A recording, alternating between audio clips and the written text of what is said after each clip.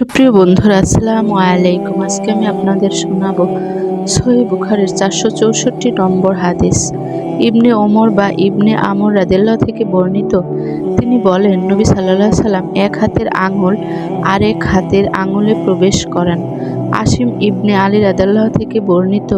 আসিম ইবনে মুহাম্মদ রাদিয়াল্লাহু বলেন, আমি এই হাদিস আমার পিতা থেকে শুনেছিলাম, কিন্তু আমি তা স্মরণ রাখতে পারিনি। এরপর এই হাদিসটি আমাকে ঠিকভাবে বর্ণনা করেন ওয়াকিদ রাদিয়াল্লাহু তার পিতা থেকে।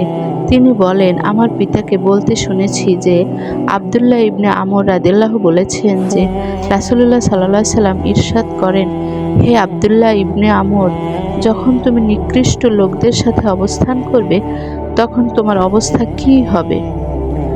হুমায়দি রাদিয়াল্লাহু তার আল জাম সাহিহায়ান গ্রন্থে ইবনে ওমর রাদিয়াল্লাহু থেকে বর্ণিত হাদিসে এরূপ বর্ণনা করেন, নবী সাল্লাল্লাহু আলাইহি সাল্লাম এক হাতের আঙুল আরেক হাতের আঙুলে প্রবেশ করান এবং বলেন, হে আব্দুল্লাহ, যখন তুমি নিকৃষ্ট লোকদের মধ্যে অবস্থান করবে তখন তোমার অবস্থা কী হবে?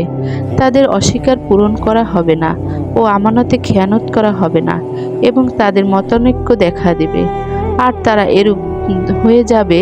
এবং তিনি এক হাতের আঙুল আর এক হাতে প্রবেশ করান। আব্দুল্লাহ রাদিয়াল্লাহু বলেন, ইয়া রাসূলুল্লাহ, তখন আমি কি করব?